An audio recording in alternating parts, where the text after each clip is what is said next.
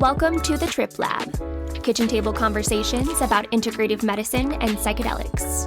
I'm your host and attending physician, Dr. Mariella Wood. Hi everyone, welcome back. Today we are doing part 4 of 5 in our Detox in a Toxic World series, where we are taking a deeper, more evidence-based look at environmental toxins, how they affect health, and what we can realistically do about them. So quick recap. In part 1, we talked about what environmental toxins actually are. We went through the major categories we are exposed to in modern life, and also looked at how they actually affect the body. In part 2, we shifted into practical ways to reduce exposures, especially in the home, and we looked at the home as a health ecosystem. Then last week, in part 3, we moved into talking more about the body and what the body is already doing 24/7 to detox and excrete these toxins and other toxins, and what we can do to support those natural detox and elimination pathways through nutrition, hydration, movement, sleep, stress reduction, and more. So make sure to check out those episodes because they are definitely the foundation to all of this. But today, we are getting into a part of this conversation that I think is super important to talk about, especially in the age of social media, and that is all about detox supplements, protocols, cleanses, and essentially all things being sold in the name of detox. And as a reminder, before we begin, I have companion guides for all of the parts in the series that you can find on my website at drmariellawood.com/guides. That's drmariellawood.com/guides. So today, supplements, protocols, products on the market. So we're going to get into all of that in a really thoughtful way. And I'm actually pretty excited about this episode because my specialty, so integrative medicine, is the specialty of medicine with a board certification that combines evidence-based, holistic, or quote-unquote alternative, whatever we want to call it, practices with conventional medicine. So that means that I spend a lot of time bridging the quote-unquote hard medicine that we learned in medical school and residency with things like nutrition, lifestyle, herbal medicine, mind-body medicine, and that also involves supplements and a lot of the recommendations you see in the wellness world. So every day I'm parsing out what actually has evidence and what is just overhyped on social media. And the truth is, if you've listened to any of my podcasts, a lot of these quote-unquote alternative practices actually do have a lot of evidence support them. And if you really want to deep dive into where that divide between quote-unquote alternative medicine and Western medicine came into play, check out episode number 15 on my podcast called How Big Pharma Led Us to Call Eastern Medicine Alternative. And spoiler alert, it does have to do with money. But anyways, that's not what this podcast is about. Sort of. We'll get into that. But what I'm really trying to say is that my passion project is really educating people about what they can do to support health and healing in a way that actually helps and does not cause harm. And it's crazy that I have to say this out loud, but I am a medical doctor. And the reason that I state that is because unfortunately the wellness industry is filled with a lot of not doctors that are giving personal medical advice. So wellness influencers, some medical professionals who are not physicians, but put on their social media that they are physicians. So a whole slew of people who are not medical doctors, not board certified, did not go through residency. You get my point. So I think first and foremost, I just really urge you to be cautious with what you hear or read online. At the same time, I actually do think that this wellness movement is net positive. If you really look at it, it's encouraging people to learn for themselves, to take control of their health, to understand their bodies, and most importantly, to advocate for themselves. And I think that is beautiful and something that is way overdue. And this whole old dichotomy where physicians were the ones that knew everything about the body and everyone else did not is just so wrong. So we are definitely moving in the right direction here. But as we move in this direction, I think it's really important to actually parse out the evidence. So don't believe everything that you hear online and actually look at where did this data come from. So today we are going to do just that. We're going to look closely at what is actually out there and give you a more evidence-based look at supplements, protocols, detox cleanses, coffee enemas. Yes, we are going to talk about those, and essentially all things marketed in the name of detox. So as we jump in here, I think a really helpful way to frame this, that in my opinion kind of changes the entire conversation, is by clearly differentiating detox supplements from supplements that support detox pathways. And I know that does sound a little bit nitpicky, but I really do think that distinction is everything. because that is what shifts this conversation away from overhyped marketing claims and back towards actually supporting real physiology. And one last thing that I'll point out before we get into all these is that a lot of the products and protocols marketed as detox can be convincing precisely because people actually feel something happening. So coffee enemas, detox teas that clearly cause diarrhea, aggressive cleanses, really extreme protocols. So all of those things actually do create noticeable effects in the body, which then people often take to mean that they are working. But I think that's actually a little bit manipulative, because most of the body's real detoxification and elimination processes are actually not things that you can feel happening in real time. You cannot feel your liver doing biotransformation. You cannot feel your kidneys filtering blood and making urine. You also don't feel your lymphatic system clearing out waste during sleep. So just think about that. Our bodies are doing extraordinary things for us all day long without those processes coming into conscious awareness. So keep that in mind as we go through the rest of this podcast. So we're going to talk about supplements today. Before we talk about them, the other thing that's really important to know when we're talking about herbs or supplements is that they really should be treated like medications. They don't require prescriptions like medications do, but they're still biologically active and can interact with medications, can be contraindicated with certain medical conditions or certain stages of life like pregnancy. Dose matters. Too high might cause side effects or increased chance of medication interactions. Too low is probably doing nothing at all. So I urge you to really think about supplements as medications, and also that they are supplements. So they are meant to support the body after you're already doing things like nutrition, mind-body medicine, exercise, etc. The other common misconception that I want to say about supplements is that they actually are regulated, but they are not regulated like drugs. So even though you should still think of them like drugs, they don't go through the same testing and regulatory processes that medications do. So that means that an herb or a supplement does not have to prove efficacy before hitting the shelves. Beyond that, third-party testing is not required to sell a supplement. But I personally am going to be here and require you to make sure that your supplements are third-party tested before you take them. So there are organizations out there that will test supplements to, one, make sure that they actually contain what they say they contain and the dose that is listed on the bottle. And number two, that there are not contaminants or adulterated substances, which is probably more important. So there was actually a recent study that randomly tested supplements sold online and found that most of them did not contain a single ingredient listed on the bottle, and a lot of them contained prohibited substances like medications in them. Beyond that, a lot of the side effects from herbs are actually from contaminants, not the herbs themselves. So all over, really make sure that you're choosing a good quality product that's been third-party tested. And of course, always talk with your personal physician before starting any supplement or herbal product.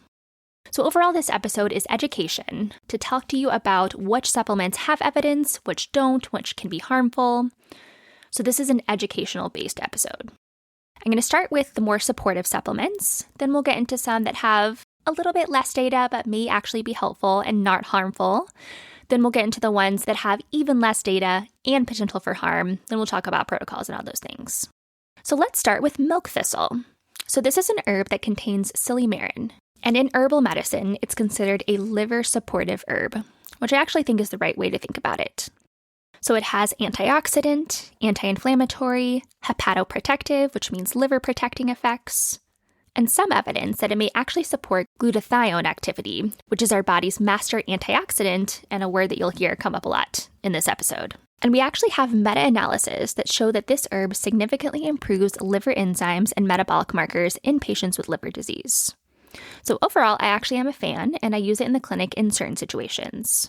More importantly, it is generally safe and well tolerated, so it can be a great option for a lot of people. That being said, you might not necessarily need it. And since it is still an herb, it may interact with some medications. So of course, always talk to your doctor before using it. Next, we have NAC, or N-acetylcysteine. I also hear people calling it NAC. So this one also has quite a bit of evidence. And it is actually FDA approved for Tylenol overdose and is used in hospitals. So NAC is a precursor to glutathione, which again is the body's master antioxidant. And when it's used in the hospital, it's used specifically to protect the liver from further injury from that Tylenol. And I actually use this one quite a bit in my integrative practice to support detox pathways, particularly in patients who have genetic mutations that may impact detox pathways, like the MTHFR gene mutation. It's also a mucolytic, so it can be used for congestion and bronchitis. There's also evidence to support its use in women's health conditions like PCOS and fertility support. Endometriosis is another one. So overall, I like this one. It has evidence, and it is safe if it's used in the right setting and at the right dose. So next, we have glutathione, which I've already mentioned a couple times here. So milk thistle may help support glutathione activity. NAC is a precursor to glutathione. So let's just actually talk about glutathione itself. So glutathione, which I've said multiple times, is one of the body's main antioxidants and one of the key molecules that is involved in a lot of detoxification pathways, especially in the liver. So it helps protect cells from oxidative stress and plays a major role in how the body processes and clears toxins, medications, and waste products. So you actually can take glutathione as a supplement rather than taking milk thistle or NAC, but the one issue with this one is it does tend to be a little bit more expensive, because if you're taking it directly, it does need to be in a liposomal form in order to improve absorption.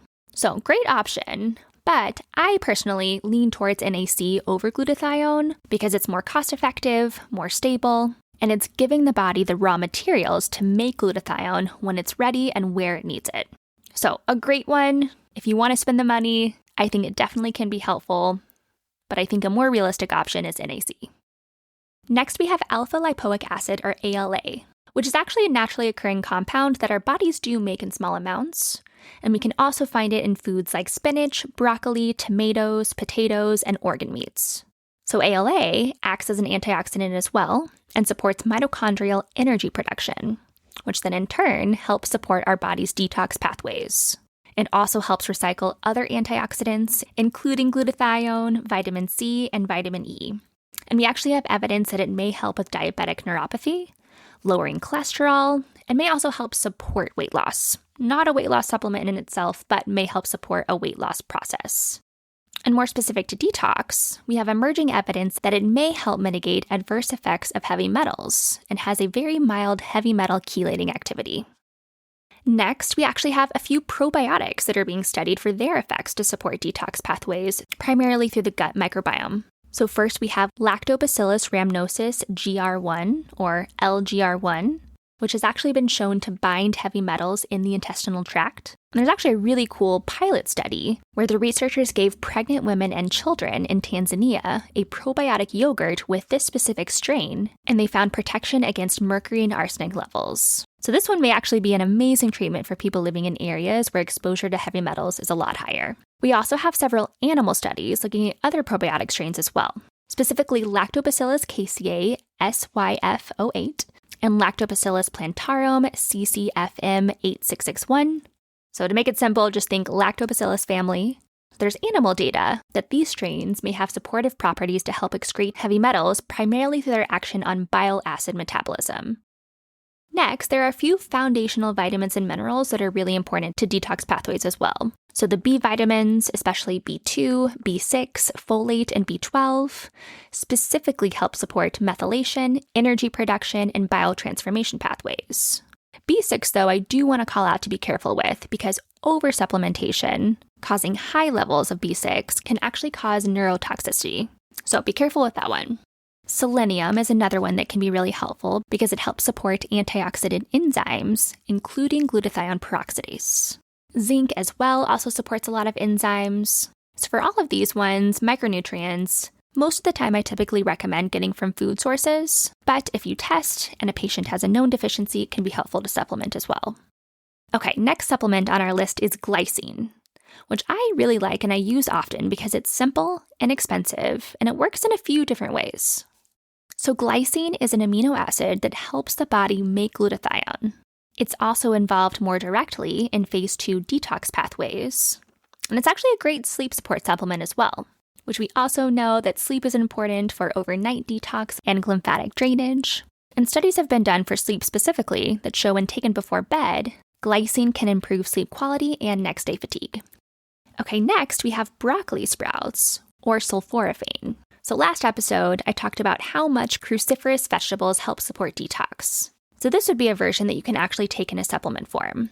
And of course, you can always just eat more broccoli or eat broccoli sprouts. But if you're looking for a supplement, specifically, sulforaphane activates NRF2, which is one of the body's major pathways for turning on antioxidant defenses and phase 2 detox enzymes. And more specifically for detox, looking at airborne pollutants, a randomized clinical trial has shown that broccoli sprout beverages increased excretion of benzene by 61% and acrylane by 23% over 12 weeks. Next, we have curcumin or turmeric. So this one I see come up a lot in detox supplement conversations. And I would say it's not directly a detox supplement, but it is a potent anti-inflammatory, which can help lower the overall total toxic burden.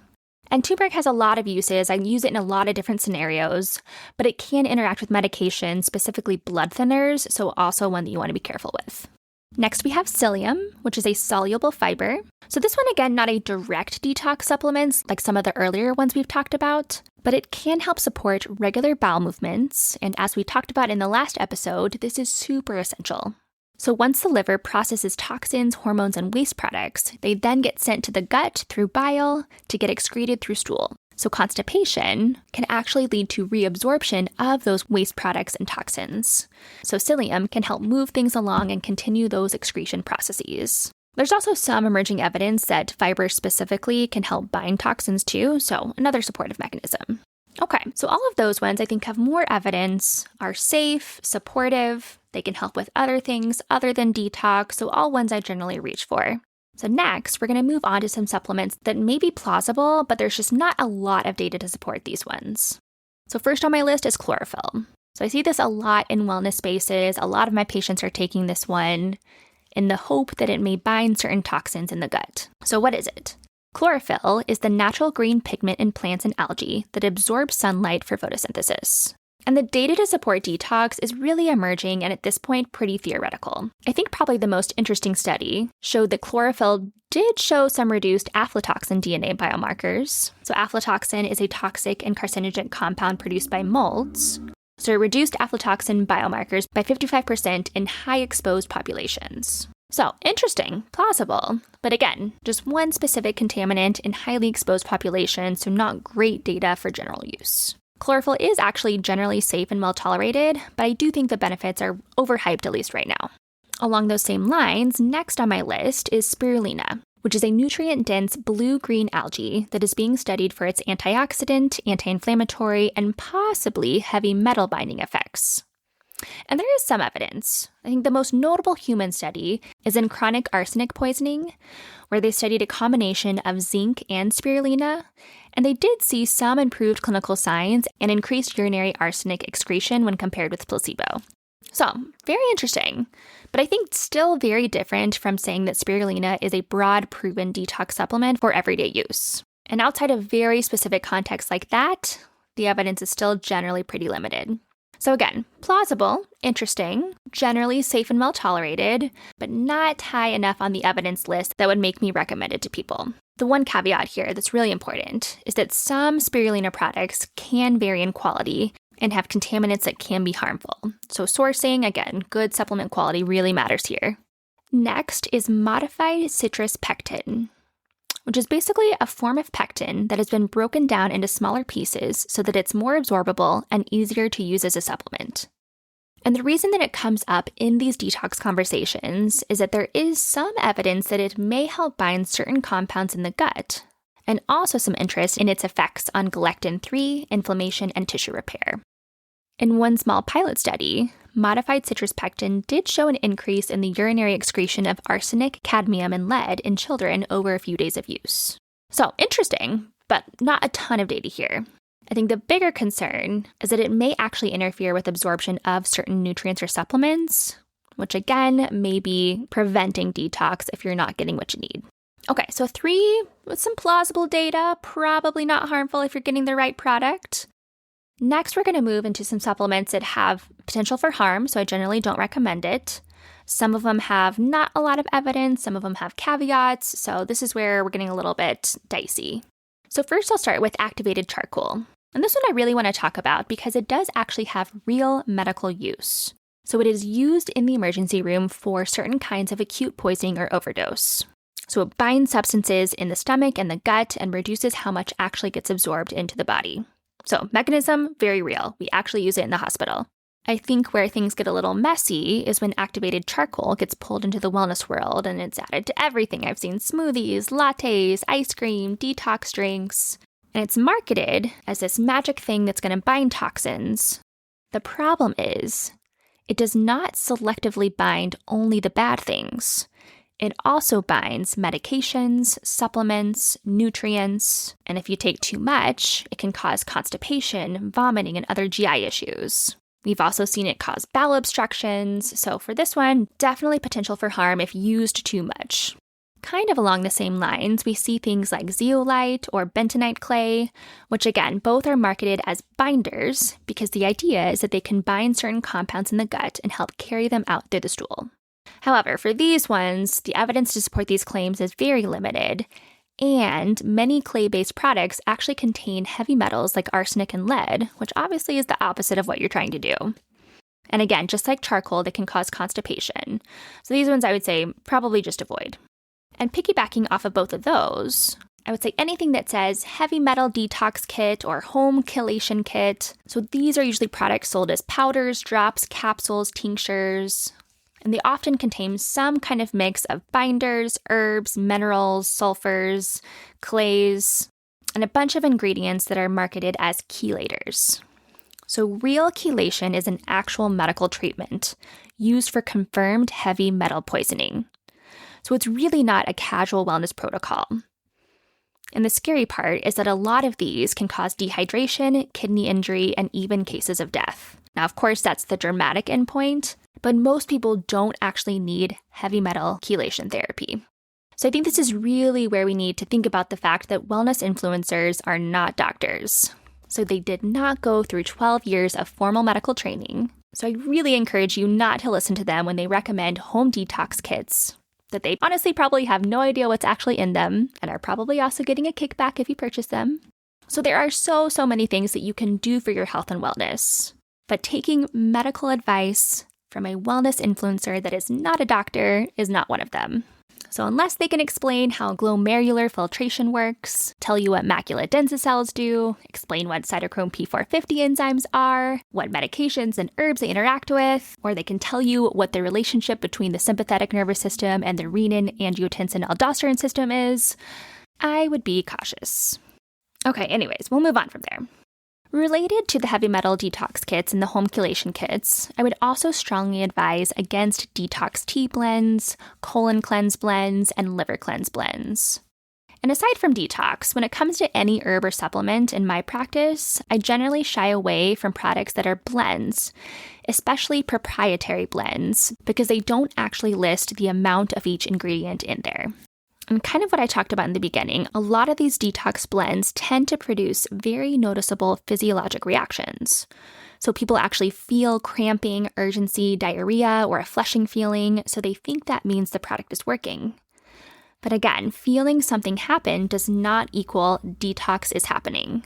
So remember that these detox reactions are working behind the scenes, and they're not actually part of our conscious awareness. So all these cleanses contain unregulated doses of laxatives, diuretics, stimulants, herbs, and other irritating ingredients that can cause dehydration, loss of sodium and potassium, and other electrolyte disturbances, kidney damage, infections, even bowel perforations, which literally means a hole in your bowel, which is actually life-threatening and requires emergency surgery. So just in general, do your due diligence before you take a product recommended by a wellness influencer. Okay, next, coffee enemas. So people are literally putting coffee up their butts. And this is all over social media, like all over. As I was doing some research for this episode specifically to see what people were doing for detox, this was probably the number one thing that I saw. So let's talk all about it. Where did this come from? Why are people doing it? So the idea actually became popular largely through Gerson-style cancer protocols, because those protocols theorized that coffee absorbed through the colon would stimulate the liver and gallbladder and increase bile flow to help clear toxins. Which, okay, plausible. coffee by mouth does impact bile secretion and colon motility. But when you actually look into it, there are actually no studies out there that support this theory of coffee absorbed through the colon. And we actually do have one human study looking at coffee enemas that found no beneficial effects on glutathione or oxidative stress markers. So what I kept seeing online was this claim thrown around everywhere that coffee enemas increase glutathione by 700%. So that stat was on basically every video blog post that I saw about why coffee enemas are good. They're great because they increase glutathione by 700%. So I did some digging, and where this claim came from was actually one single study in 1982 where mice were given ground coffee beans, so not coffee enemas, and they found that it increased glutathione S transferase activity, so not glutathione, but glutathione S transferase activity by 700%. So not in humans, not coffee enemas, and not actually glutathione itself. So I think this is just a perfect example of a number gets thrown around and then it gets taken and transformed and used by hundreds of thousands of people, and no one actually knows where that number came from. And they think that it increases glutathione by 700%, but there's actually no studies to prove that. So all in all, there's no evidence to support the coffee enema claims, and in fact, we actually have evidence that debunks those claims. Additionally, and I think more importantly, is that we do have evidence that coffee enemas can cause electrolyte imbalances, dehydration, infections, proctocolitis, rectal burns, rectal perforation, so again, a hole in your rectum, and death. Now, of course, those are very severe side effects. They're not common. But if we're thinking about a risk-benefit comparison, there's no proven benefit and there is potential for harm. So all in all, my recommendation, just drink your coffee. You don't need to put it up your butt. Okay, now let's talk a little bit about detox protocols, because I actually do think that there are some out there that are actually pretty helpful. There are definitely some that are harmful, so we'll talk about both types here. But I'll start off with my general take. If a detox protocol is depleting the body or stressing the body in a prolonged fashion, then it is actually undermining the very physiology that it claims to support. So remember, our bodies are designed to detox. So any protocol should support all the organs involved, the liver, the gut, the kidneys, the nervous system, not deplete them and then create a scenario in which you have to recover from. So I would say on the more harmful end of detox protocols would be things like prolonged fasting, very low protein cleanses done over long periods of time, high-dose laxative protocols, which we've already talked about, repeated diarrhea-inducing supplements, and in general, just very restrictive plans that leave people underfed, wired, dehydrated, and then ultimately constipated. So that is not support. That is physiologic stress. And if the body is underfed, losing electrolytes, not stooling properly, sleeping poorly, and just running on stress hormones, it is very hard to argue that detox is being supported during that process. And for liver cleanses specifically, they truly are doing the opposite of what people are taking them for. So they may help push toxins out of the liver and into the gut, but they're also constipating. So then those toxins just get reabsorbed rather than excreted. Fasting specifically does have some benefits, which I'll talk about in a second, but when it is excessive and depleting, it genuinely causes harm and can lead to longer healing times and a shutdown of a lot of the detox pathways because your body is truly just trying to survive and get out of that fight or flight and into a mode of safety. Okay, so what about some examples of protocols that I actually do think are helpful? So there are a lot out there that are actually structured around intensive periods of eating and living really well. For example, Dr. Hyman's 10-day detox is great. It's basically a short, intentional reset built around whole foods, no processed sugar, no ultra-processed foods, better sleep, hydration, movement, and just in general reducing inflammatory inputs. University of Wisconsin also has a detox handout with similar principles. And I also think programs that have fasting mimicking styles and very short term can also be helpful if done every once in a while, because those ones are supporting fasting physiology while still giving the body nutrients, and it's done over a short period of time. So let's talk about that fasting physiology. When we fast, the body starts to shift from constantly running on incoming glucose and towards using more stored glycogen, fat, and eventually ketones for fuel. So when that happens, insulin levels fall, glucagon rises, and the body moves into a more metabolic switching state.